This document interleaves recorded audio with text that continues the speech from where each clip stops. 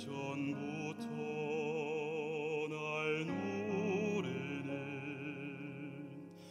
내 안에 깊은 절망, 아무 희망도 어떤 길에도 내겐 없는데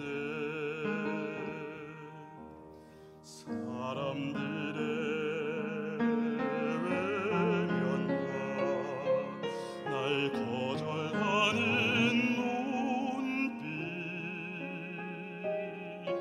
아픈 상처로 짙은 어둠으로 깊이 빠져만 가는데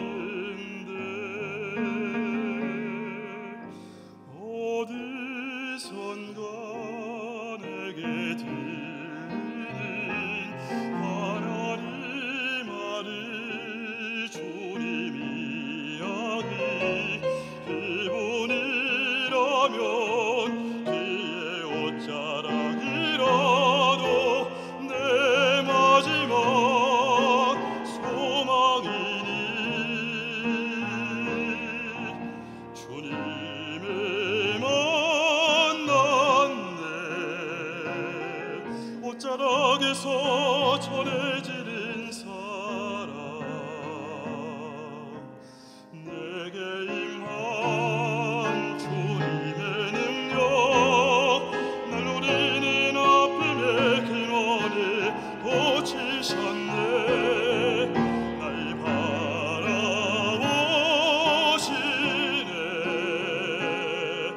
나의 연약함 주님은 아시네. 깊은 절망에서 날 자유케 하신 사랑, 나 찬양해.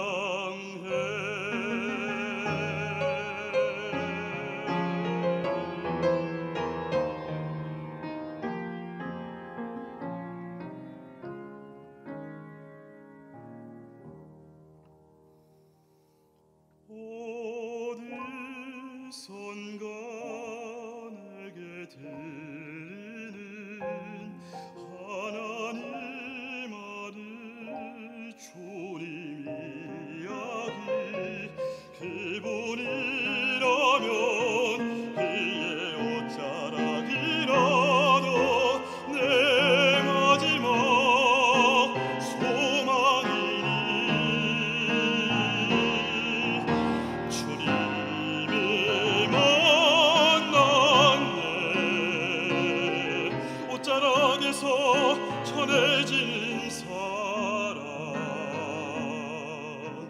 내게 임한 주님의 능력, 날 노리는 아픔의 근원을 고치셨네. 날 바라보시네. 나의 연약함 주님은 아시네. 깊은 절망에서 날 자유케 하신 사랑, 나 찬양해. 깊은 절망에서 날 자유케 하신 사랑, 나 찬양해.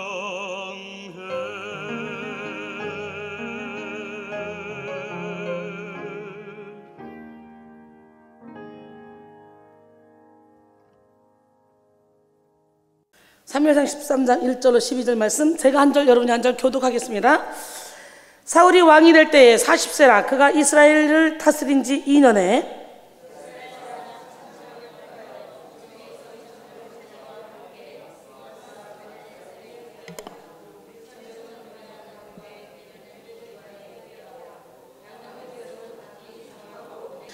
요나단이 게바에 있는 블레셋 사람의 수비대를 치매 블레셋 사람이 이를 들은지라 사울이 온 땅에 나팔을 불어 이르되 히브리 사람들은 들으라 하니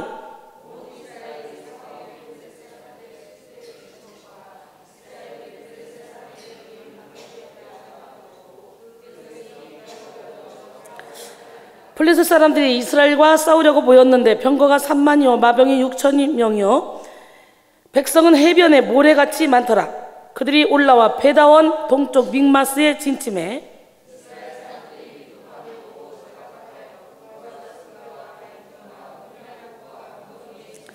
어떤 히브리 사람들은 요단을 건너 갓과 길르앗 땅으로 가되 사울은 아직 길갈에 있고 그를 따른 모든 백성은 떨더라.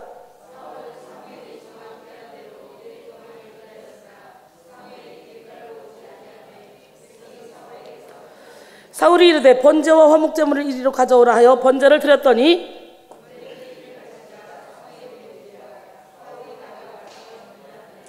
사무엘이 이르되 왕이 행하신 것이 무엇이냐 하니 사울이 이르되 백성은 내게서 흩어지고 당신은 정한 날 안에 오지 아니하고 블레셋 사람은 믹마스에 모였음을 내가 보았으므로 다같이 이에 내가 이르기를 블레셋 사람들이 나를 치러 길갈로 내려갔거늘 내가 여호와께 은혜를 간구하지 못하였다 하고 부득이하여 번제를 드렸나이다 하니라. 할렐루야. 축복의 문턱에서 도사리고 있는 마귀의 간계라는 제목으로 은혜를 나눌 때 오늘 이 시간에 축복의 문턱에 도사리고 있는 이 마귀의 간계를 능히 여러분이 파악하시고 물리쳐서 하나님 예비하신 모든 축복을 받는 기적의 주인공이 되기를 소원합니다. 고린도전서 2장 9절로 10절 보니까 하나님이 사랑하는 자들을 위해서 예비한 것, 눈으로 보지 못하고 귀로 듣지 못하고 사람의 마음으로도 생각하지 못하였던 것 같으나 하나님의 성령이 밝히 하나님의 기쁜 것까지도 통달하게 하시기 때문에 하나님의 성령이 나와 함께 하시면 하나님이 예비하신 축복을 받을 수 있는 거예요. 할렐루야. 나치의 유대인 최대 학살 현장이었던 아우슈비츠 수용소에 젊고 유능한 그런 유태인 의사가 수용되어 있었습니다.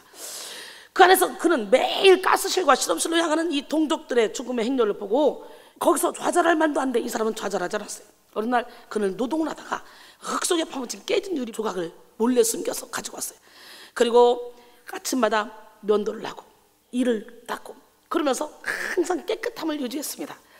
죽이려고 잡아가는 사람들 보면 삶을 포기한 사람, 사람 같지 않은 사람, 짐승같이 만들어서 짐승 같은 사람 죽이는 건 죄책감이 없지만 진짜 사람 같은 모양을 하고 있는 사람을 데려가기가 죄책감이 있어서 그들도 이렇게 봐서 좀 지저분하고 이런 사람을 데려다가 먼저 죽이는데 이 의사가 열심히 자기를 갖고 왔습니다. 아무리 봐도 눈에 보니까 쓸만한 인간이에요. 이 사람을 죽일 수가 없어요. 그래서 그는 나치가 완전히 패망할 때까지 살아남아서 스페인에서 유능한 외과 의사로 성공하게 되었습니다. 그리고는 수용소 생활을 회고하며 이렇게 말했습니다. 신의 도움은 결코 늦는 법이 없습니다. 다만 우리가 너무 성급할 뿐입니다 라고 말했습니다. 영에 속한 삶을 산다는 것은 때를 분별하는 삶을 산다는 것입니다.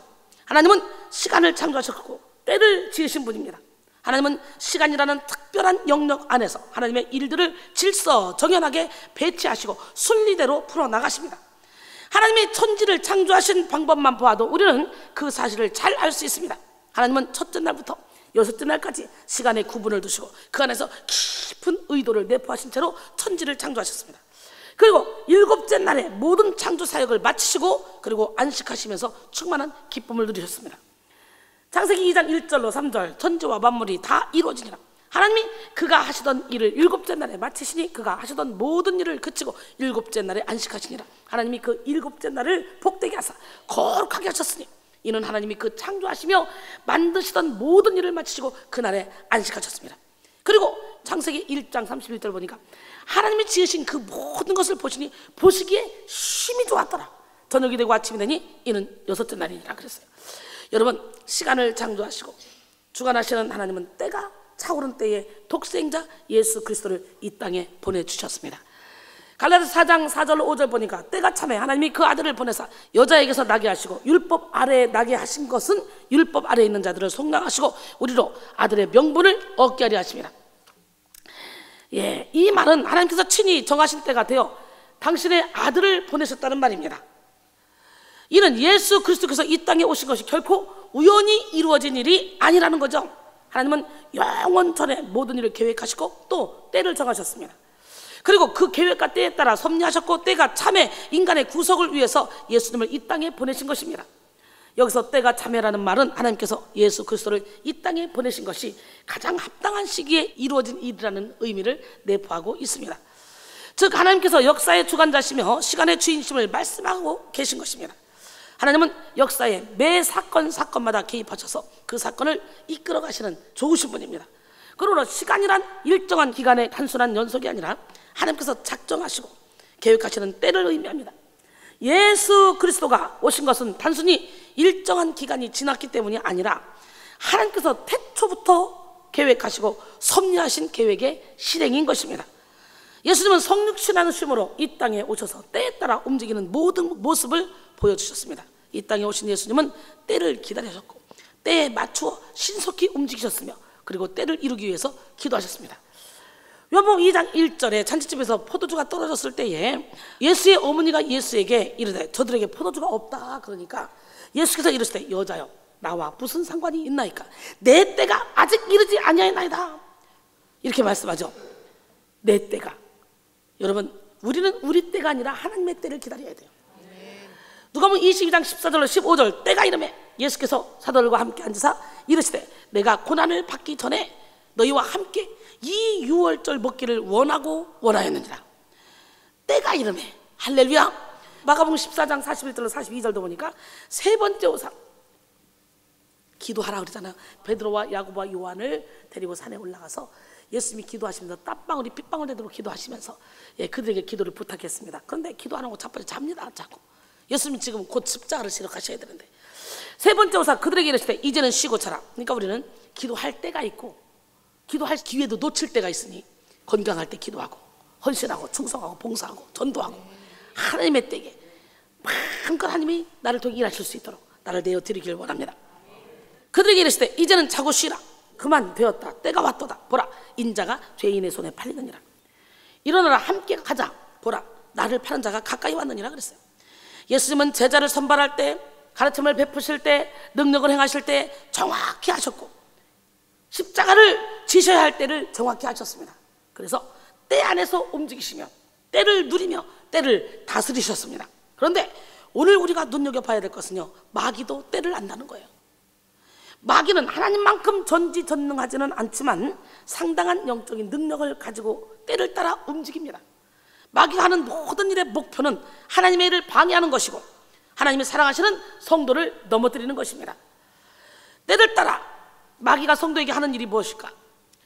마귀는요 성도가 중요한 영적 결단을 하려 할 때 그 때를 파악하고 미루게 만듭니다. 내일로 모레로 자꾸 미루게 만들어요. 마귀는 불필요한 시간을 끌게 만듭니다.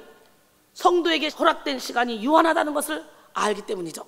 그래서 오늘날 할 일을 내일로 미루게 만들고 내일 할 일을 또 그 다음 날로 미루게 만들고 계속 미루게 만드는 게 마귀의 계략입니다. 하나님은 부지런하게 게으르지 말라 그랬어요. 할렐루야. 할 일이 있으면 내가 몸이 부서져도 내 몸이 두 조각이 나도 그 일을 해야 되겠다는 그런 결단을 가지고 해봐요. 충분히 일을 넘치도록 할 수 있는데 문제는 할 일이 있으면 자꾸 육신의 편안함만 추구하고 영혼의 평안함을 추구하지 않기 때문에 육신의 편안함에 안주하다 보면 할 일은 태산같이 쌓이고 그러다 보면 점점 더 어려워지고 일과 점점 멀어지는 거예요. 근데 저는 일이 두렵지가 않고 일이 무섭지가 않아요. 그냥 무슨 일이 있다 그러면 전 잠도 안 와요. 옛날부터 무슨 일이 딱 있다 그러면 그 일을 해놓고야만은. 그렇기 때문에 제가 어떤 일을 해도 그 분야에 항상 성공했고 성공적인 삶을 살았습니다. 여러분 부지런합시다. 미루는 거 하지 맙시다. 그건 사탄의 계략입니다. 시간이 없네 뭐가 없네. 여러분 저를 보세요. 저는 자동차로 움직일 때 올 때 밥 먹을 때까지도 항상 하나님이 내게 허락하신 말씀을 준비하기 위해서 항상 컴퓨터를 끼고 다니면서 24시간이 사무실입니다. 잠자는 시간 빼놓고 사무실이에요. 신학자 C.S. 루이스가 쓴 악마의 편지라는 책에 이런 이야기가 있습니다. 영국의 어떤 신사가 일주일에 한 번씩 도서관에 가서 책을 읽는 습관이 있었습니다.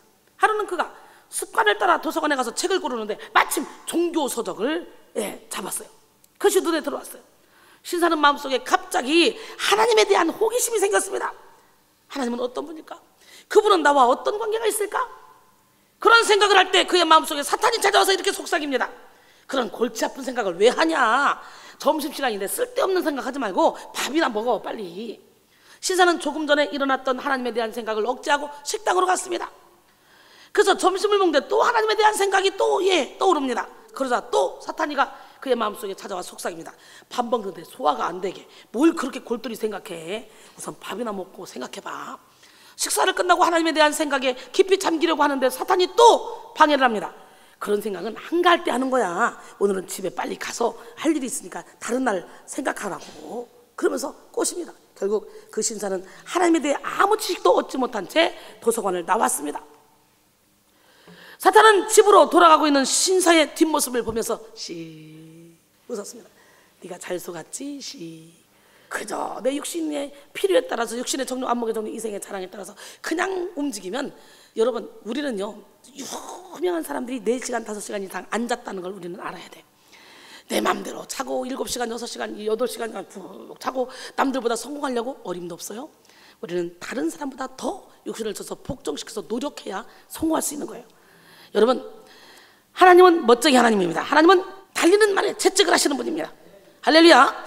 시힐티는 오늘의 식사는 내일로 미루지 않으면서 오늘 할 일은 내일로 미루는 사람이 많다 그랬어요. 여러분 어때요? 오늘의 식사는 아유 맛있겠다 내일 먹어야지, 맛있겠다 내일 먹을래, 그렇게 해요. 근데 오늘 할 일은 에이 내일 해야지, 내일 해야지, 그렇잖아. 예, 사탄은 성도가 하나님께 가까이 가려고 할 때마다, 하나님을 위해서 봉사와 봉헌을 하려고 결단할 때마다 기가 막히게 그 타이밍을 아주 읽어냅니다. 그리고 재빠르게 미루려는 마음을 집어넣습니다. 미뤄 내일 해도 되잖아, 헌금 모레 해도 되잖아. 그러므로 우리는 마귀가 우리 속에 집어넣는 그런 미루려는 마음에 넘어가면 안 됩니다. 은혜는 내일 받는 것이 아니고 바로 지금 받아야 돼요. 구원도 내일 받는 것이 아니고 바로 오늘 받아야 돼요. 사실 우리에게 내일은 보장되지 않았어요. 잠언 27장 1절에 너는 내일 일을 자랑하지 말라. 하루 동안에 너희에게 무슨 일이 일어나는지 내가 알 수 없음이라 그랬어요. 그러므로 우리는 바로 지금을 놓치지 말고 기회를 붙잡아야 됩니다. 고린도서 6장 2절에 이르시되 내가 은혜 베풀 때에 너희에게 듣고 구원의 날에 너를 도왔다 하셨으니 보라 지금은 은혜 받을 만한 때요, 보라 지금은 구원의 날이로다. 지금이 은혜 받을 때요, 지금이 구원의 날, 지금이 능력 받을 때요, 지금이 치료 받을 때요. 할렐루야. 예, 지혜와 지식 은사, 믿음의 은사, 신유의 은사, 능력 행함의 은사, 예, 예언의 은사, 영분별의 은사, 각종 방언 말하며 방언들 통독함의 은사. 예, 지금이 받을 때 지금. 아멘. 우리 하나님은 살아계십니다. 그 다음에 마귀는 성도가 큰 축복을 받으려고 할 때 방해 공작을 씁니다. 마귀는 성도가 축복을 받는 타이밍을 너무너무 잘 알아요. 그래서 큰 은혜가 임하기 전에, 큰 축복이 떨어지기 전에 잽싸게 방해 공작을 펼칩니다. 여기 막 오다가도 큰 축복을 받고 영적인 세계에 확 열리려고 그러면 마귀가 어떤 방법으로든지 여러분의 발목을 묶어버립니다.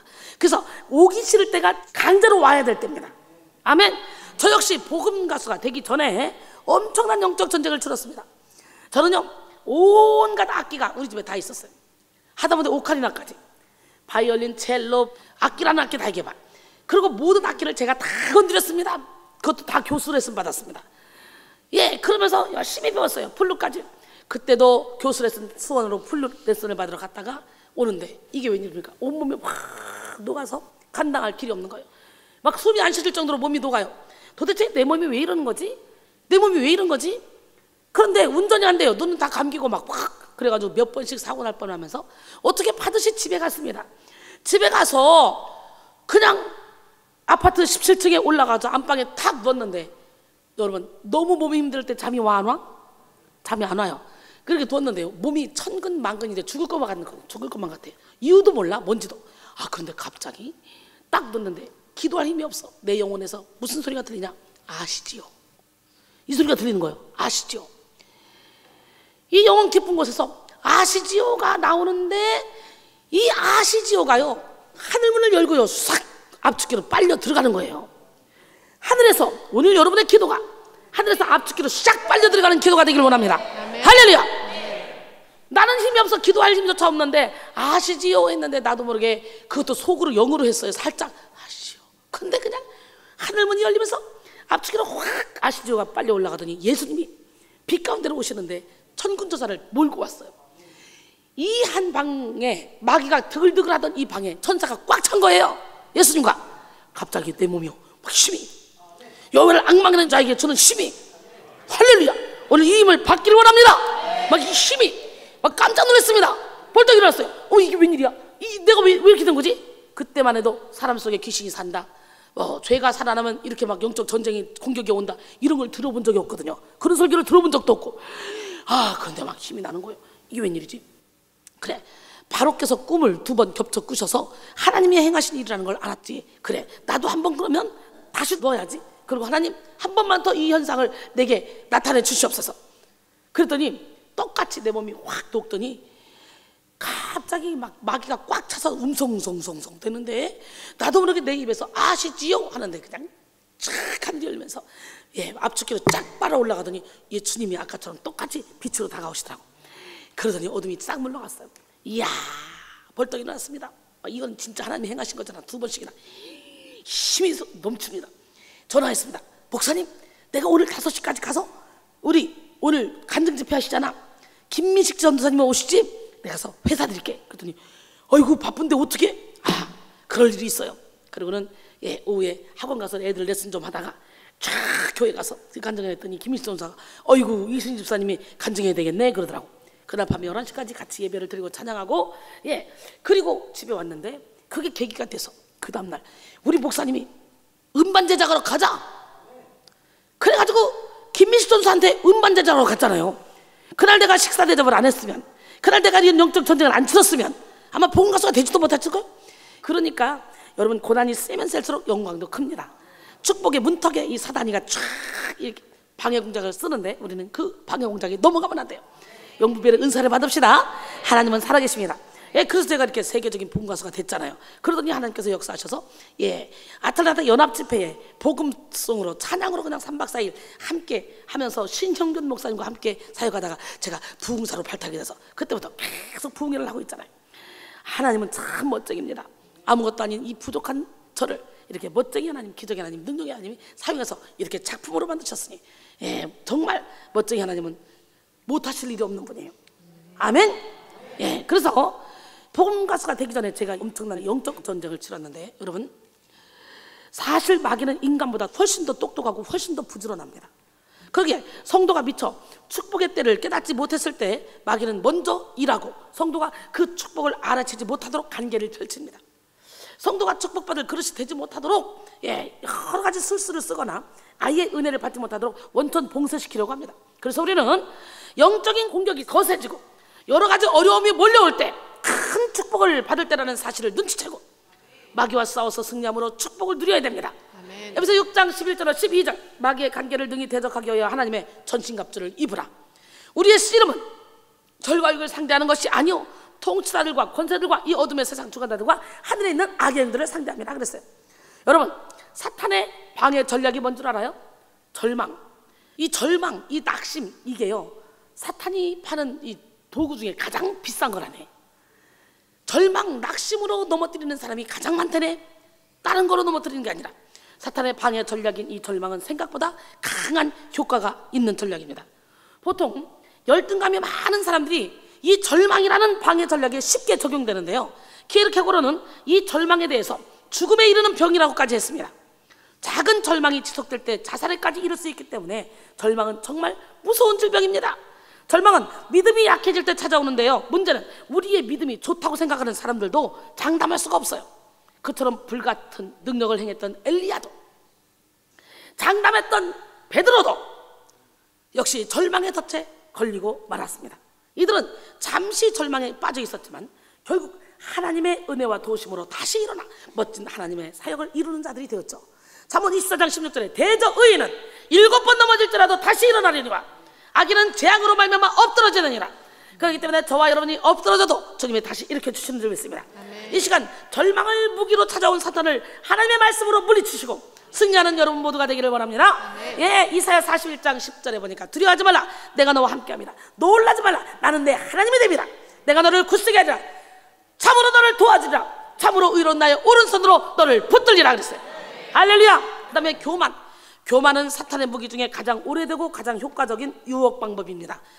인류의 원죄를 가져온 아담도 하와도 하나님과 같이 되고 싶은 교만 때문에 타락하게 된 거죠. 그토록 신실했던 다윗도 모든 고난이 지나고 이제 이만하면 됐다 싶을 때 교만함이 틈타서 왕들이 다 출전했을 때 자기는 요압 장군에게 다 맡기고 시큰 자빠져 자다가 오후에 일어나서 옥상을 거니는데 오라, 저 앞집 여자가 세상에 커튼도 안 치고 목욕하는 게 보이는 거예요. 저 누구냐? 우리아의 아닙니다. 데려와. 아니 지금 자기 수하 장관의 그 장관은 지금 저기를 어떻게 전쟁 치러 갔는데 그 아내를 범해버려요. 이야, 그리고 너는 창과 칼과 단창으로 내게 나오거니와 나는 뭐로 나와? 만군의 여호와의 이름으로 나간다. 그러면서 쫙 골리앗을 물리친 이 다윗이 이제 어느 정도 살만하고 나라가 부강해지니까 교만이 들어가가지고 여호와 인구조사 좀 해봐. 이 왕이시여 안 됩니다. 해봐. 예, 자기 힘으로 뭘 해보겠다는 교만이 들어가므로 7만 명이 죽어나다 빠지잖아. 그러니까 우리는요 절대로 믿을 수가 없어. 우리 자신을. 다윗은 하나님의 마음에 합한 자였잖아. 그런데도 이만하면 됐다는 교만함을 사탄이 틈타는 거예요. 이만하면 됐다. 우리는 섰다 생각할 때 너무 우리가 조심해야 돼. 여러분, 다윗처럼 그렇게 몰락하지 마시고, 또 몰락했지만 또 회개하니까 또 돌아오지만 얼마나 많은 사람들이 피해를 봅니까? 지도자 하나가 잘못하니까. 여러분, 교만이란 옛날이나 지금이나 할 것 없이 역사적으로 수많은 사람들을 무너뜨린 최고의 이 사탄의 전략이죠. 축복의 문턱 앞에서 우리를 교만하게 만드는 이 사단의 전략을 깨닫고 이 시간 교만을 완전히 물리치기를 바랍니다. 교만은 패망의 선봉이요 거만한 마음은 넘어짐의 앞잡이라 했어요. 잠언 16장 18절에 보니까, 여러분 야곱 4장 6절에 보니까 하나님은 교만한 자를 물리치고 겸손한 자에게 은혜를 베푸신대. 그 다음에 의심과 불신. 여러분, 사탄은 하와의 마음속에 의심이라는 독초를 심었습니다. 그로 인해 하와는 하나님을 의심하기 시작했습니다. 결국은 하나님께서 금하신 선악과를 따먹게 되었죠. 의심이라는 것은 신앙생활에 있어서 아주 큰 장애물입니다. 가스피링 부인은 의심은 인간의 마음속에 있는 지옥이라고 말했어요. 또한 불신은 거짓 믿음이며 지옥으로 인도하는 안내자입니다. 우리가 기억할 것은 의심과 불신 배후에는 항상 사탄이 존재한다는 것입니다. 사탄은 의심과 불신이라는 도구를 가지고 어떻게든 인간을 천국으로 들어가지 못하게 만들려고 합니다. 세상에서의 진리 탐구에는 의심이 꼭 필요한 조건이 됩니다. 뉴턴이 왜 사과가 나무 밑으로 떨어질까라는 의심을 했기 때문에 만유인류 법칙을 발견하게 된 것처럼 말이죠. 그러나 영적인 세계에서는 의심은 철저히 경계해야 될 독초입니다. 의심과 불신이 있는 곳에는 사랑도 없고 연합도 없고 성공도 없고 기적도 없습니다. 축복의 문턱에서 의심과 불신으로 도사리는 이 사탄의 계기를 철저히 물리치는 지혜로운 여러분이 되기를 원합니다. 네. 할렐루야. 네. 믿음이 이기네, 믿음이 이기네, 주 예수를 믿음이 온 세상 이기네. 그 다음에 외식입니다. 사탄은 외식을 매우 좋아합니다. 외식은 천국 가는 길을 막는 마지막 전술이기 때문이죠. 그래서 사탄은 교회 가는 것, 기도하는 것, 성경 읽는 것, 봉사하는 것, 헌금하는 것 정말 싫어합니다. 그런데도 사람들이 자꾸 가려고 하니까 이제 사단이 고안해낸 것은 뭡니까? 마지막 전술은 그래, 교회를 가고 싶으면 가라. 가되 기도를 해라. 기도를 하되 성경을 읽되 봉사를 하되 예물을 드리되 네 의의로 해라. 외식으로 해라. 네 기분에 따라 해라. 이 외식이라는 것은 아주 교묘하게도 지독스러운 사탄의 전략입니다. 예, 여러분, 누가 봐도 성실한 신앙인, 누가 봐도 심지어 자기 자신까지도 속을 만큼 신실해 보이는 그런 신앙이라 할지라도 그 속에 외식이 가득한 자들이 얼마나 많이 있는지 모릅니다. 이것은 정말 가슴 아픈 일입니다. 평생 하나님께 헌신한 자들에게 사탄은 외식이라는 무기를 들고 침투하여 그들의 모든 헌신을 지푸라기처럼 만들어버립니다. 마태복음 6장 5절, 또 너희는 기도할 때에 외식하는 자와 같이 하지 말라. 그들은 사람에게 보이려고 회당과 큰 거리 어귀에 서서 기도하기를 좋아하느니라. 내가 진실로 너에게 이르노니 그들은 자기 상을 이미 받았느니라. 마태복음 23장 27절 28절 보니까 화 있을진저 외식하는 서기관과 바리새인들이여 회칠한 무덤 같으니 겉으로는 아름답게 보이나 그 안에는 죽은 사람의 뼈와 모든 더러운 것이 가득하도다. 이와 같이 너희도 겉으로는 사람에게 옳게 보이되 안으로는 외식과 불법이 가득하도다 그랬어요. 외식을 그렇게 싫어하셔요. 외식이란 마치 누룩과 같아서 그 자리에 머무는 것이 아니라 점점 부풀어 사방으로 번져가기 때문에 신앙인에게 가장 무서운 독소가 뭐냐? 외식입니다. 축복의 문턱에서 외식으로 도사리고 있는 이 악한 사단의 전략을 깨닫고 이 모든 외식과 내 의를 버리는 우리 모두가 되기를 주님의 이름으로 축원합니다. 그 다음에 마귀는 성도의 기도 응답을 지연시킵니다. 우리는 다니엘의 21일 기도회를 통해 마귀가 기도응답을 지연시킨다는 사실을 알 수 있습니다. 다니엘은 민족을 위해 금식하고 회개했습니다. 그리고 하나님의 영광을 위해 간절한 마음으로 간구했습니다. 그의 기도는 21일 동안 지속되었고 마침내 21일 만에 가브리엘이 응답을 가지고 다니엘에게 임했습니다. 사실 다니엘이 기도를 시작할 즈음에 응답이 이미 떨어졌습니다. 다니엘 9장 21절 이하에 보니까, 그러나 바사 왕국의 군주로 등장한 이 사탄이 기도 응답을 지연시키기 위해서 가브리엘 천사를 막았습니다. 그래서 기도의 영적 전쟁이 벌어진 거예요. 그때 미가엘 천사, 가장 높은 군주 중 하나인 미가엘이 와서 나를 도와주므로 이제 마지막 날 내 백성이 당할 일을 내게 깨닫게 하러 왔노라. 이는 이 환상이 오랜 후의 일임이라 하더라. 그러면서 가브리엘 천사가 다니엘에게 왔습니다. 다니엘이 계속해서 낙심하지 않고 기도하는 동안 이렇게 미가엘이 가브리엘을 도와줬고 마침내 21일 만에 가브리엘 천사는 응답을 가지고 다니엘에게 왔죠. 그러므로 우리는 기도 응답을 지연시키는 마귀의 공격을 상대로 끝까지 싸워서 승리해야 됩니다. 여러분이 기도할 때 이미 하늘에서 들으셨습니다. 그 기도 응답을 가지고 가브리엘 천사가 오고 있는 중에 바사국 군주가 그걸 막고 못 가게 하고 있는 거예요. 그때 한다 안 되니까 전쟁에 능한 미가엘을 불러서 뚫고 나오는 시간이 21일이었어. 그러니까 지금도 천군 천사가 여러분의 기도 응답을 가지고, 가브리엘 천사가 기도 응답을 가지고 오는 중에 전쟁이 일어나서 지금 지연되고 있을 수도 있어. 그렇기 때문에 내가 믿음으로 기도했다면 응답될 때까지 기다리는 거야. 인내하는 거야. 할렐루야. 여러분, 마귀는 또 최후의 때가 올수록 더욱더 거세게 발악함으로 성도를 공격합니다. 마귀는 자신의 마지막 때가 가까이 오고 있음을 감지합니다. 마지막 때가 가까이 올수록 마귀는 말세의 치마를 고통의 때로 만들어버리죠. 그러니까 이렇게 전도할 수 있고 기도할 수 있고 말씀 볼 수 있고 마음 놓고 예배드릴 수 있고 이럴 때 우리는 영을 크게 키워놔야 돼. 그렇지 않으면 핍박이 오면 바로 넘어져. 후 부르면 다 쓰러져. 그 영원한 천국이 아니라 영원한 지옥에 갈 수밖에 없어. 그렇기 때문에 지금 한시라도 시간만 되면 기도하고 영성을 받아서 나를 죽이고 내 안에 예수로 채우고 하나님의 영으로 내 내면이 강건해져서 내 내면이 성령으로 충만해져서 어떤 환경에도 넘어지지 않는 그런 믿음을 소유해야 돼요. 많은 순교한 분들이 자신의 힘으로 순교한 게 아니야. 성령의 힘으로 한 거지. 그 성령의 힘을 받아야 돼요, 여러분. 우리는 절대로 순교당할 수 없어요. 조금만 어려운 일 있으면 밥 이틀만 굶겨놔 봐. 밥 준다면 뭔 짓을 못 하겠어. 그게 인간입니다. 그리고 우리 힘으로는 어쩔 수 없어요. 이수지도 장담할 수 없어요. 성령께서 이수지를 떠나면 개털입니다. 그러니까 계속적으로 우리는 이 안에 하나님의 영으로 가득 채워야 돼요. 마지막 때에 마귀는 사람의 마음 안에서 사회와 경제, 그리고 문화, 교육, 음악, 정치와 역사 전반에서 자신의 어둠을 막 뿜어냅니다. 우리는 대한민국 사회 전반을 보면서 말세가 이르러 마귀가 발악하고 있음을 볼 수 있습니다. 흔들리는 정치, 부패와 부조리 속에 정죄와 조롱이 난무하는 문화, 사람을 인격체로 보지 않고 이용해서 서로가 서로를 짓밟는 그런 사회 전반을 보면서 우리는 통탄하지 않을 수가 없습니다. 대한민국은 지금 자살 공화국이라고 불릴 만큼 38분에 한 명씩 죽어가고 있어요. 38명에서 40명이래요. 하루 죽는 게, 자살하는 게, 스스로 목숨을 끊는 게. 이만큼 절망과 우울에 침체되어 있습니다. OECD 국가 중에 13년대 1위야. 자살률 1위. 우리나라가 기가 막히지 않습니까?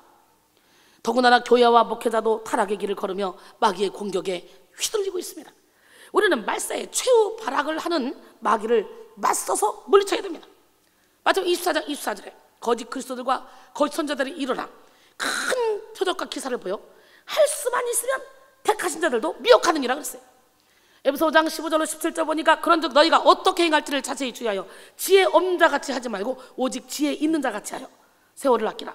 때가 악하니라. 그러므로 어리석은 자가 되지 말고 오직 주의 뜻이 무엇인가 이해하라 그랬어요. 이렇게 마귀도 때를 따라 역사합니다. 성도가 중요한 영적 결단을 할 때마다 미루게 하고, 성도가 축복받을 때 방해 공작을 펼치며 성도의 기도 응답을 지연시키고 말세가 될수록 최후 발악을 하는 것이 다 마귀가 하는 일입니다. 오늘 여러분 모두가 때를 따라 역사하시는 하나님의 큰 흐름 안에서 때를 악용하는 마귀의 세력을 몰아내기를 원합니다. 그래서 우리는 전신갑주를 입고 마귀의 모든 공격을 단호하게 물리쳐야 됩니다. 신앙이 성숙해가면 때를 분별하게 됩니다. 성숙한 신앙인은 눈보라가 몰아치는 그런 한 겨울 속에 살면서도 봄이 속히 온다는 사실을 알고 있습니다. 또 다가온 봄을 누리고 기뻐할 줄 압니다. 그러나 미성숙한 사람은 때를 모릅니다. 그래서 어김없이 오는 봄을 믿지 못하고 인생의 겨울이 끝나지 않을 것이라고 믿으며 절망합니다. 이렇게 신앙의 유무에 따라서 다른 것이 바로 때에 대한 인식입니다. 믿음이 좋은 사람은 밤이 깊으면 깊을수록 곧 아침이 밝을 것이라고 소망을 갖습니다. 신자는 때를 주관하는 하나님을 압니다. 그리고 믿습니다. 그러나 불신자는 때를 자신이 만들어가는 줄 알아요. 그래서 막 내 힘으로 살아보려고 몸부림을 치죠. 오늘 우리는 하나님의 때를 읽으며 하나님의 때에 맞추어 살아가고 때를 누리는 그런 지혜를 받아야 됩니다. 우리는 하나님이 시간을 중요하게 여기심을 알아야 돼요. 하나님의 정한 때가 아니면 절대로 역사는 일어나지 않으며 하나님이 정하신 때가 오면 아무도 그 역사를 막을 사람이 없습니다. 이사야 60장 22절에 그 작은 자가 천명을 이루겠고 그 약한 자가 강국을 이룰 것이다. 때가 되면 나 여호와가 속히 이루리라. 할렐루야. 예, 전도서 3장 1절로 11절 쭉 보니까 범사의 기한이 있고 천하의 만사가 다 때가 있나니 날 때가 있고 죽을 때가 있고 심을 때가 있고 심은 것을 뽑을 때가 있고 죽일 때가 있고 치료할 때가 있고 헐 때가 있고 세울 때가 있고 울 때가 있고 웃을 때가 있고 슬퍼할 때가 있고 춤출 때가 있고 돌 던져버릴 때가 있고 돌을 거둘 때가 있고 안을 때가 있고 앉는 일을 멀리할 때가 있고 찾을 때가 있고 예, 잃을 때가 있고 지킬 때가 있고 버릴 때가 있고 찢을 때가 있고 꿰맬 때가 있으며 잠잠할 때가 있고 말할 때가 있고 사랑할 때가 있고 미워할 때가 있으며 전쟁할 때가 있고 평화할 때가 있느니라 그랬어요. 일하는 자가 그의 수고로 말미암아 무슨 이익이 있으랴. 하나님이 인생들에게 노고를 주사 애쓰게 하신 것을 내가 보았노라.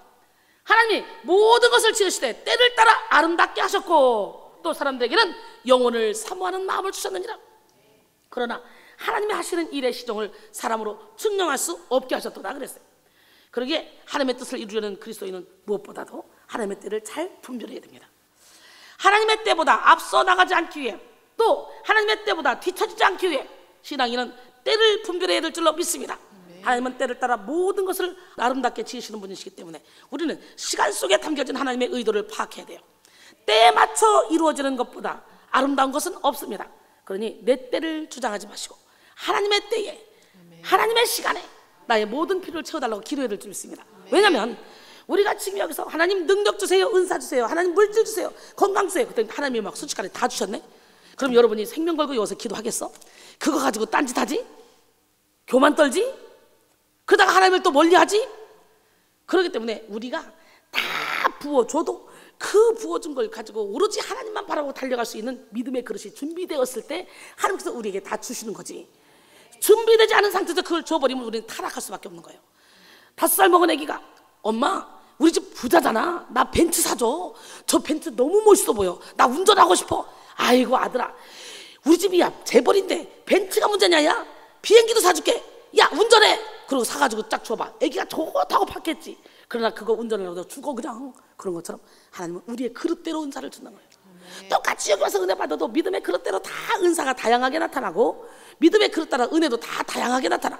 그렇기 때문에 오늘 죽읍시다, 깨집시다, 부서집시다, 무너집시다. 할렐루야. 신앙인이 실패하는 이유는 대부분이 때를 분별하지 못하기 때문인데요, 때를 잘 살피지 못해서 하나님보다 앞서가다가 고난당하는 거예요. 또 때가 왔는데도 예민하게 응답하지 못할 때 놓치기 때문에 실패하는 거예요. 때를 감지하지 못하면 미련한 삶을 살 수밖에 없습니다. 이미 물러날 그런 때가 됐는데 여전히 자리에 욕심을 부리고 있는 사람을 볼 때 얼마나 추합니까? 또 행동할 때인데도 변명하며 뒤로 물러서는 그런 모습을 볼 때 얼마나 비겁한 모습을 볼 수 있습니까? 우리는 때를 분별해야 돼요. 나갈 때와 물러설 때를 알아야 되고, 행동할 때와 기다릴 때를 알아야 되고, 준비할 때와 펼칠 때를 알아야 되고, 앉을 때와 설 때를 알아야 돼요. 할렐루야. 때를 분별한 사람의 행동은요 확신으로 나타납니다. 그러나 사람이 때를 분간하지 못하고 무작정 일만 한다면 힘을 낭비하는 결과가 돼요. 향방 없이 하는 거예요. 시간에 맞지 않는 행동을 하게 되면 무시당하거나 미련하게 취급받을 수밖에 없습니다. 경우에 합당한 말은 아루새긴 은쟁반에 금사가라고 잠언 25장 11절에 말씀하시죠. 에레미야 8장 7절에 보니까 공중의 학은 그 정한 시기를 알고 산비둘기와 제비와 두루미는 그들이 올 때를 지키거늘 내 백성은 여호와의 규례를 알지 못하도다 그랬어요. 경우에 합당하다는 것은 시기적절하다는 의미입니다. 겨울에는 겨울옷을 입어야 되고 여름에는 여름옷을 입어야 되고 잔치집에는 즐거움을, 초상집에는 슬픔을 표현하는 것이 경우에 합당한 거지. 초상집 가서 막 씩씩 웃고 미친 거지. 잔치집 가서 막 슬프다고 울고 미친 거예요. 때를 분별해 때에 맞춰 아름다운 선을 이루는 우리 모두가 되기를 원합니다. 아멘. 지금 우리 앞에는 부흥의 때, 축복의 때가 임해 있습니다. 아멘. 하나님은 큰 손을 펴서 우리를 축복하기를 원하시고 우리를 통해 위대한 영성혁명을 일으켜서 열방을 변화시키기를 원하십니다. 아멘. 그러나 이러한 때에 우리는 마귀도 동시에 역사한다는 것을 유념해야 돼요. 축복의 문턱에서 도사리고 있는 마귀의 관계를 읽어내고 격파해야 되는 거예요. 축복의 문턱에 도사리고 있는 마귀의 관계, 마귀는 축복의 문턱에 다다른 성도의 마음을 아주 조급하게 합니다. 뭐 하게 해요? 예, 조급하게 만들어요. 우리는 인내를 이뤄야 돼요. 인내란 우리가 하나님의 사람으로 온전하게 되어지는 그런 과정입니다. 야고보서 1장 2절로 4절, 내 형제들아 너희가 여러 가지 시험을 당하거든 온전히 기쁘게 여기라. 이는 너희 믿음의 시련이 인내를 만들어내는 줄 너희가 알미라. 인내를 온전히 이루라. 이는 너희를 완전하고 구비하여 조금 더 부족함이 없게 하려 함이라. 할렐루야. 누가복음 21장 19절에 보니까 너희의 인내로 너희 영혼을 얻으리라 그랬어요. 우리는 인내를 통해 그 무엇보다도 우리의 영혼을 얻고, 우리는 인내를 통해 얻는 그 무엇인가 보다 오히려 그 인내의 과정 속에 이 성숙이라는 가장 큰 축복을 받게 된다는 거예요. 인내하는 과정 속에 뭐가 된다고? 성숙해지는 거예요. 하나님의 축복은 인내로 완성됩니다. 하나님은 인내라는 도구를 즐겨 사용하시며 하나님의 사람을 온전하게 만드시고 온전한 축복을 누리도록 하시고 영혼을 얻게 만들어 주십니다. 오스왈드 챔버스는 사람들은 조급하다, 특히 주변의 사람들에 대해서 자신들이 원하는 결과를 당장 보고 싶어한다. 그러나 하나님을 바라보라. 우리를 향하여 얼마나 오래 참으시고 기다리시는지 이렇게 말합니다. 그러나 사탄은 성도가 인내를 지루하고 따분한 일이며 저주스러운 일이라고 여기도록 조장합니다. 그래서 날마다 언제 고쳐지지? 언제 응답받지? 내가 변한 게 뭐가 있지? 라는 부정적인 생각을 집어넣어서 받은 은혜를 보지 못하게 하고 불평불만을 늘어놓게 만듭니다. 사탄은 우리를 인내하지 못하게 만들면 우리가 어리석은 일을 저지를 수밖에 없다는 걸 너무 잘 알아요. 그래서 자신과 타인을 궁지에 빠뜨린다는 것을 너무 잘 알기 때문에 끝까지 인내하지 못하게, 성급하게 만들어서 일을 그르칩니다. 오늘 본문에서 마귀의 미혹을 받은 사울왕은 사무엘 선자를 기다리지 못하고 조급한 마음을 가졌습니다. 그는 조급한 마음으로 하나님의 뜻을 구했고 직접 제사를 드렸습니다. 제사장만 할 수 있는 건데 왕이 드렸어요. 그리고 이것이 바로 사울왕국의 몰락을 가져오는 계기가 된 거죠. 사울왕은 하나님이 기름 부어 세운 이스라엘의 초대 왕이죠. 그렇게 사울왕에게 가장 중요한 것은 하나님의 뜻에 순종하는 것입니다. 하나님은 사무엘 선자를 통해 하나님의 뜻을 명확하게 사울왕에게 보이셨습니다. 그러므로 사울왕은 하나님을 신뢰함으로 하나님의 뜻을 따라야 했습니다. 특별히 사울의 시대는 전쟁의 시대였어요. 전쟁에서 승리하는 길은 하나님의 뜻에 철저히 따르는 길입니다. 그러나 사울은 마음이 조급해서 육의 마음으로 육의 생각을 했습니다. 지금 사울왕이 처한 상황은 블레셋이 이스라엘을 치고자 병거 3만, 마병 6천, 해변의 모래 같은 많은 군사를 이끌고 사울왕 앞에 나와 서 있는 상황입니다. 이때 사울은 정해진 기한에 사무엘 선지자가 오지 않자 먼저 번제와 화목제를 드렸습니다. 이를 통해 우리는 예배를 드려도 하나님의 뜻을 거스르는 예배는 육적인 행동이요 마귀의 사주를 받은 것이라는 것을 알 수 있어야 돼요. 번제와 화목제는 왕인 사울이 해야 될 일이 아니라 선지자 사무엘이 해야 될 일입니다. 근데 월권을 행했어요. 사울은 자신이 무엇을 잘못했는지 모릅니다. 여기에 사울의 심각성이 있습니다. 그는 영의 싸움에 육의 힘, 육의 방법으로 하나님의 허락하신 거룩한 전쟁에서 이기려고 했습니다. 얼마나 안타깝습니까? 사무엘상 13장 5절에 보니까 블레셋 사람들이 이스라엘과 싸우려고 모였는데 병거가 3만이요 마병이 6,000명이요 백성은 해변에 모래 같더라. 그들이 올라와 베다원 동쪽 믹막스에 진치니 그때부터 이제 이 사울이 불안하기 시작하죠. 여러분, 그래서 사울이 제단을 쌓았어요. 사무엘상 13장 11절로 12절 보니까 사무엘이 이르되 왕이 행하신 것이 무엇이냐? 그러면 무슨 뜻인지 알아야 되잖아요. 못 깨달아요. 사울이 이르되 백성은 내게서 흩어지고 당신은 정한 날에 오지 아니하고 블레셋 사람은 믹마스에 모였음을 내가 보았으므로 이에 내가 이르기를 블레셋 사람들이 나를 치러 길갈로 내려오겠거늘 내가 여호와께 은혜를 간구하지 못했다고 부득이하여 번제를 드렸나이다 하니라.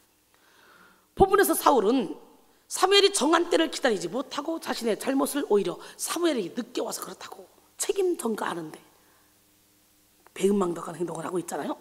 그리고 사울은 부득이하게 번제를 드렸다고 말하죠. 부득이하여는 계속 그 상태를 유지하다라는 뜻으로 어떤 행동을 억지로 하다라는 뜻과 함께 스스로 절제하다라는 이중적 의미를 갖습니다. 사울은 자신이 사무엘을 기다리지 못하고 번제를 드린 행동이 자신의 생각과 결정에 의한 것이 아니라 외부 상황으로 인하여 어쩔 수 없이 저질러진 것으로 변명하고 있지만 사울은 자신을 절제하여 번제를 드리지 말고 사무엘을 끝까지 기다리는 인내를 보여야만 했습니다. 이 표현은 사울의 내면에 있던 극도의 불안감을 보여주는 동시에 하나님에 대한 불신앙의 모습을 보여주고 있습니다. 사울의 초점은 하나님의 뜻에 있지 않고 자신이 왜 하나님의 뜻을 거역할 수밖에 없었는지, 자신의 합리적인 이유에만 있었습니다. 사실 사울의 범죄는 상황의 문제가 아니라 죄성의 문제입니다. 사울의 마음 안에 조급함에 뿌리는 하나님의 뜻을 대적하는 죄성이 있었습니다. 우리도 마찬가지입니다. 우리가 하나님의 뜻에 순종하지 않는 것은 상황이나 환경의 문제가 아닙니다. 사울이 하나님의 뜻을 거역할 수밖에 없는 상황에 대한 해석의 문제가 아닙니다. 인간 안에 있는 알면서도 하나님의 뜻을 거역하고자 하는 죄성의 문제입니다.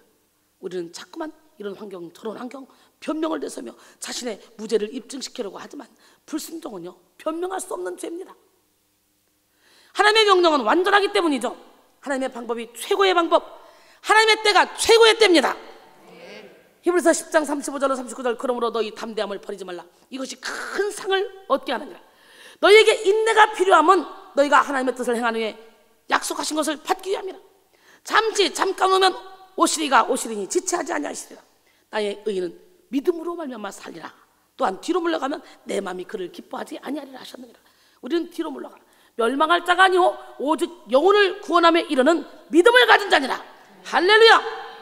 마귀는 축복의 문턱에 다다른 성도의 마음을 조급하게 만들어서 성도의 마음 안에서 축복을 받지 못하도록 악이 솟구치도록 만듭니다. 지금도 마귀는 우리가 인내하지 못하게 해서 우리가 하나님의 명작품이 되지 못하게 하려고 온갖 계책을 쓰고 있습니다. 최용우스의 조급함 느긋함이라는 글이 있습니다. 마귀는 조급하게 하고 서두르게 합니다. 그래서 실수하게 하고 일이 안 되게 하죠. 마음이 조급한 생각이 들면 일단 그 일을 잠시 내려놓으세요. 하나님은 느긋하게 하고 막힘이 없이 잘 흐르게 합니다. 그래서 신중하게 하고 일이 잘 되게 합니다. 하나님께서 하시는 일은 불가능처럼 보여도 저절로 이루어집니다. 중요한 결정일수록 하루 정도 숙성시켜 결정을 하세요. 포도를 따서 바로 먹으면 맛있을 것 같아도 맛없어요. 밀가루 반죽을 해서 바로 빵을 만들면 부드럽지 않아요. 딱딱해서 못 먹어요. 밭에서 방금 캔 감자는 바로 먹기에는 너무 독해요. 그래서 포도도 빵도 감자도 하루 정도 숙성을 시켜야 제맛이 납니다. 결정도 하루 정도 가라앉혀야 본래의 정체가 드러납니다 라고 쓰여 있습니다. 최용수의 조급함 느긋함이라는 이 글에. 여러분, 에머슨은 사람이 영웅이 될 수 있는 것은 남보다 더 용감해서가 아니고 1분 더 참는 인내와 기다림이 있었기 때문이다 그랬어요. 할렐루야. 영성훈련의 과정 중에 물질의 어려움, 건강의 어려움, 그리고 무너지는 자존심, 가족들의 핍박 등의 온갖 환경의 문제들을 들이밀면서 포기하게 만들려고 하는데요. 하지만 우리는 포기하게 만드는 이 사탄의 공격이 드세면 드셀수록 인간의 한계선상에서 만나주시는 하나님의 기적을 맛볼 시간이 가까이 왔음을 믿음으로 볼 수 있어야 됩니다. 그리고 오히려 인내하며 기뻐해야 됩니다. 야고보서 5장 11절에 보라 인내하는 자를 우리가 복되다 하나니 너희가 욥의 인내를 들었고 주께서 주신 결말을 보았거니와 저는 가장 자비하시고 긍휼히 여기시는 이시니라 그랬어요. 사랑하는 성도 여러분, 마귀가 여러분의 심령 가운데 조급한 마음을 일으킨다면 지금이 축복의 문턱에 다다른 때라는 사실을 깨달으시기 바랍니다. 그리고 조급한 마음으로 원망하며 불평하면서 육의 생각, 육의 마음으로 일을 그르치지 말고 오히려 오락도락 인내하기를 결단하시기를 소원합니다. 인내가 하나님의 방법, 하나님의 선이라는 사실을 깨닫고 인내를 즐거워하는 우리 모두가 되기를 주님의 이름으로 축원합니다. 로마서 5장 3절로 4절 다만 이뿐 아니라 우리가 환난 중에도 즐거워하느니 이는 환난은 인내를, 인내는 연단은 소망을 이룬 줄 압니다 그랬어요. 우리는 인내라는 과정을 통해 용기 있는 그리스도인으로 거듭납니다. 기다림은 우리를 단단하게 하고 깊이 있게 합니다. 기다림은 우리에게 주님만 볼 수 있는 영의 눈을 열어줍니다. 예, 사랑하는 성도 여러분, 더 기다릴 수 있는 믿음을 소유하기를 바랍니다. 이사야 30장 18절에 그러나 여호와께서 기다리시나니 이는 너희에게 은혜를 베풀려 하시며 일어나시리니 이는 너희를 긍휼히 여기려 하심이라. 대저 여호와는 정의의 하나님이시라. 그를 기다린 자는 복이 있도다 그랬어요. 기다리지 못하고 조급해하는 사람의 마음속에는 반드시 육적인 욕심이 있습니다. 본문의 사울이 불순종의 길로 가서 하나님께 축복은커녕 버림받은 근본 이유는 뭐 때문에 그러냐? 바로 욕심 때문이에요. 욕심 때문에. 그는 하나님의 칭찬보다 사람들의 인정을 구했습니다. 그는 하나님을 두려워하기보다 백성들을 더 두려워했습니다.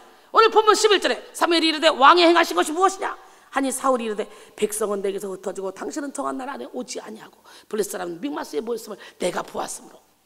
사무엘이 왕에 향한 것이 무엇이냐 질문한 것은 사울이 제사를 드린 것을 몰라서 묻는 것이 아니잖아요. 제사장이 아닌 당신이 왜 이 일을 했느냐? 그러면 잘못했습니다. 그러면 되는데 자꾸 이유를 댑니다. 핑계를 댑니다.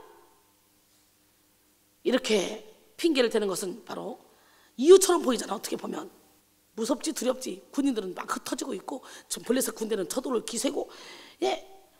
그런데요, 인본주의적인 생각에서 비롯된 것입니다. 이 이유는 사울의 대답에는 하나님께 드려져야 되는 제사의 가장 주된 그런 목적으로서 하나님의 거룩과 공의는 전혀 언급되지 않고 있습니다. 사울은 하나님의 마음에 맞는 왕이 되려고 하기보다는 백성들이 추종하는 왕이 되기를 원했습니다. 그의 마음은 민심을 얻고자 하는 욕심에 휘둘리고 있었던 것입니다.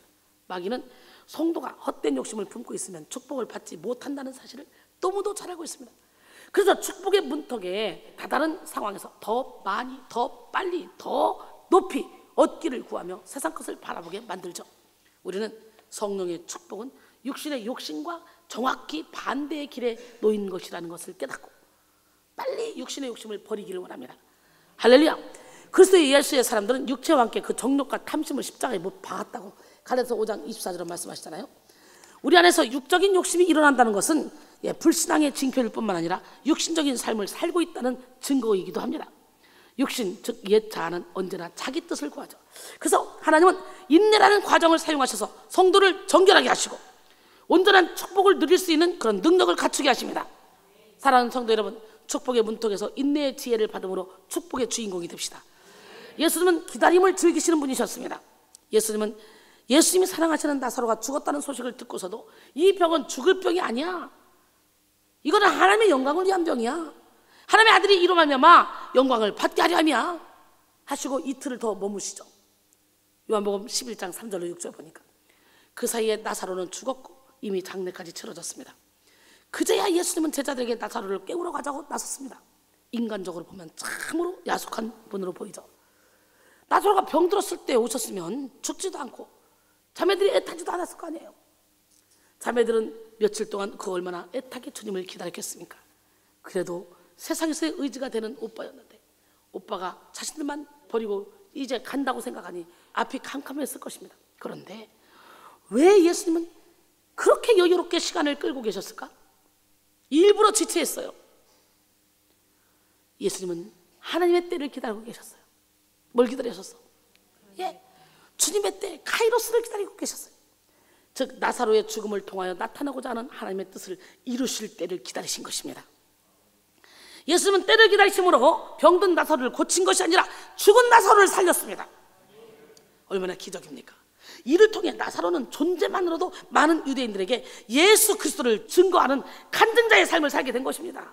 존재만으로도 더 큰 은혜를 받게 된 거예요. 요한복음 12장 11절에 나사로 때문에 많은 유대인이 가서 예수를 믿음이로라. 할렐루야. 얼마나 우리의 생각하고 다르게 역사하십니까? 성경에는 하나님의 때와 인간의 때에 대한 관점의 차이들을 많이 보여주고 있는데요, 그러게 우리는 내 때가 아닌 하나님의 때를 기다려야 될 줄로 믿습니다. 할렐루야. 믿음의 조상이라고 부르는 아브라함에게도 그런 일이 있었죠. 아브라함이 99세가 됐을 때 하나님께서 나타나셔서 90세인 사라에게 아들을 줄 것이다. 내년 이맘때에 아들을 안을 것이다. 그랬더니 어떻게 해요? 아주 비웃죠. 하나님의 눈에 가능한 일이 아브라함과 사라의 눈에는 불가능해 보였습니다.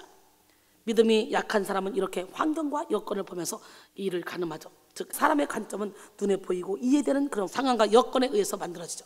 그래서 아브라함과 사라 부부도 아들을 주겠다 하신 하나님의 시기가 불가능한 관점으로 생각된 거예요. 왜? 자기는 이제 경수도 끝났고 아기를 가질 힘이 없어요. 이런 관점은 하나님을 믿지 않는 불신의 세계의 관점입니다. 우리가 섬기는 하나님은 능히 하지 못할 일이 없으신 분이십니다. 하나님이 하고자 마음만 먹으면 안 될 일이 없습니다. 주님께 불가능의 시점은 존재하지 않습니다. 그러므로 우리는 믿음으로 주님의 때를 기다려야 됩니다. 빌립보 4장 13절에 내게 능력 주시는 자 안에서 내가 모든 것을 할 수 있느니라. 여러분 모두가 영의 눈을 열고 기다림의 은혜를, 기다림의 지혜를 받으시기 바랍니다. 축복의 문턱에서 필요한 기다림의 지혜, 인내해야 될 시기를 깨닫는 것이 지혜입니다. 환경을 내 마음대로 다스릴 수 없을 때 우리는 인내해야 돼요. 지혜의 핵심은 분별력입니다. 우리가 다스릴 수 있는 것이 있고 다스릴 수 없는 것이 있습니다. 미숙한 사람은 자신의 한계를 모릅니다. 우리가 할 수 없는 것을 다투려고 할 때 생기는 것이 바로 염려입니다. 변화시킬 수 없는 것을 변화시키려고 몸부림치면 안 됩니다. 그때는 포기해야 돼요. 다른 길을 찾아봐야 돼요. 변화시킬 수 없는 것과 변화시킬 수 없는 것을 가지고 염려하는 것은 참으로 비생산적인 그런 일이죠. 여러분, 오늘 이 시간에 난 여러분 모두가 다 안 되는 것은 안 된다 밀어놓고 다른 방법을 찾기를 원합니다. 안 되는 걸 가지고 뭉겨봤자 힘만 들고 시간만 낭비해요. 우리는 하나님만이 하실 수 있는 일을 분별하고 내 힘으로 감당할 수 없는 환경을 하나님께 다 맡겨드리고 인내해야 됩니다. 그 다음에 사람이 성숙하는데 오랜 시간이 걸리기 때문에 우리는 인내해야 돼요. 하루쯤에 쫙 바뀌면 얼마나 좋겠어. 근데요, 참 신기하죠. 그래서 우리 주님은 장성한 분량에 이르는 믿음이 되기까지 우리는 인내하고 기다려야 하죠. 난 여러분 모두가 다 장성한 분량에 이르는 믿음을 갖기를 원합니다. 사람의 변화, 온전한 수준에 이르려면 시간이 걸립니다. 근데 많은 사람들이 기대만큼 변화되지 않는 그런 사람들을 향해서 또 자기 자신을 향해서 쉽게 실망합니다. 우리는 성숙에는 인내가 필요하다는 걸 하고 조급해하지 말아야 돼요. 고린도서 12장 12절에 사도에 표된 것은 내가 너희 가운데서 모든 참과 표적과 기사와 능력을 행한 것이라 그랬어요. 그 다음에 내가 당하고 있는 이 고난의 이유를 설명할 수 없을 때 우리는 인내해야 됩니다. 고난은 인생의 신비 중에 하나입니다. 우리가 우리 스스로도 이해할 수 없는 고난을 만날 때 우리는 그 고난 가운데 우리를 인내하게 하시고 그리고 고난을 유익으로 바꿔주시는 좋으신 분입니다. 욥기 23장 10절에 그러나 내가 가는 길을 그가 아시나니 그가 나를 단련하시려는 내가 순금같이 되어 나오리라 그랬어요. 고린도서 1장 8절로 9절 형제들아 우리가 아시아에서 당한 환난을 너희가 모르기를 원하지 아니하노니 힘에 겹도록 심한 고난을 당하여 살 소망까지 끊어지고 우리는 마치 우리 자신이 사형 선고를 받은 줄 알았으니 이는 우리로 자기를 의지하지 말고 오직 죽은 자를 다시 살리시는 하나님만 의지하게 하십니다 그랬어요. 여러분, 인내하는 방법을 깨닫는 것이 중요하겠죠. 미래를 준비하면서 인내하십시오. 귀한 열매를 기대하면서 인내하십시오. 할렐루야. 하나님의 약속을 신뢰하면서 인내하십시오. 원망하지 말고 잠잠히 인내하십시오. 결론적으로 오늘은 축복의 문턱에 도사리고 있는 마귀의 간계라는 제목으로 함께 은혜를 나눴습니다. 여러분, 하나님이 여러분에게 향해 예비하신 모든 축복 오늘 이 시간에 받아 누려야 돼요. 그러면 영분별이 있어야 되죠. 축복의 문턱에 도사리고 있는 이 마귀의 간계를 능히 대적해야 이겨야 돼요. 때를 따라 마귀가 성도에게 하는 일은 뭐라 그랬어요?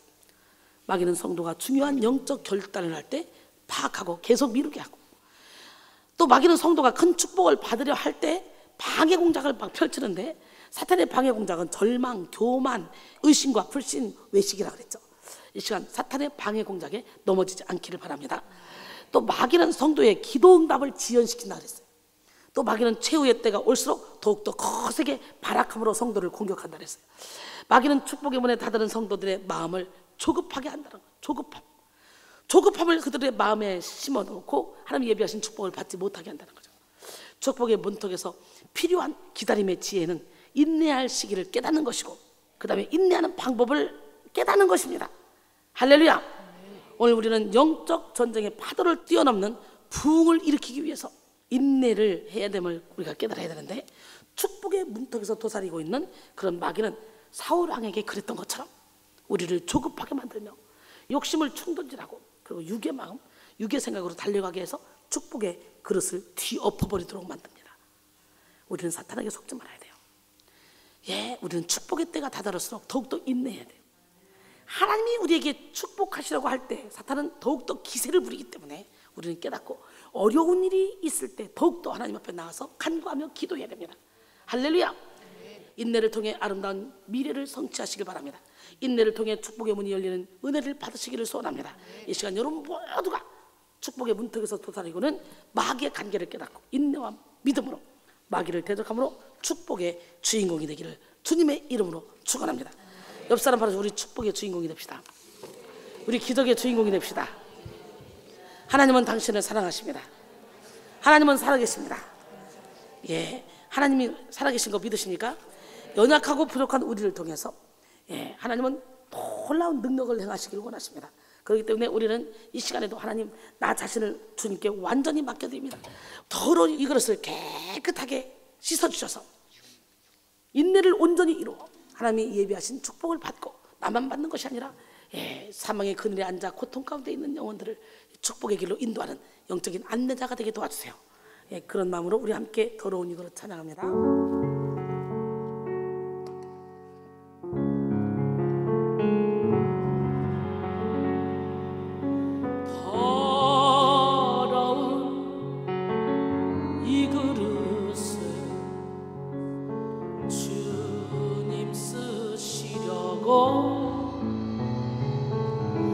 내 이름 불러주시니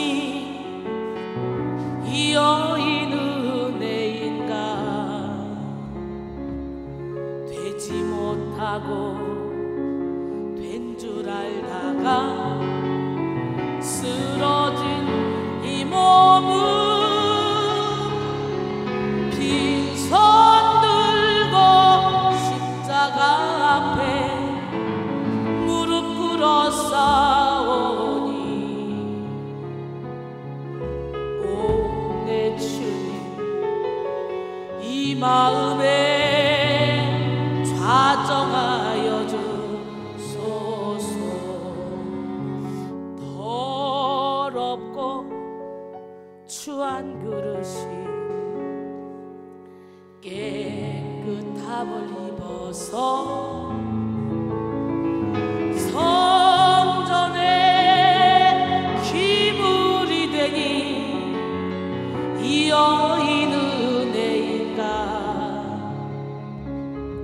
세상을 따라 방황하다가 실패한 이 몸은 두 손 들고 주님을 얼어 못자국을 만지오니 오 내 주님 나 죽도록 충성하게 하소서. 나 무엇 주께 드려야 나 무엇 주께 드려야 기뻐하실까. 두 손 들고 나 무엇 주께 드려서 이 은혜 갚으리요. 넘쳐나도록 축복하시고 사랑하신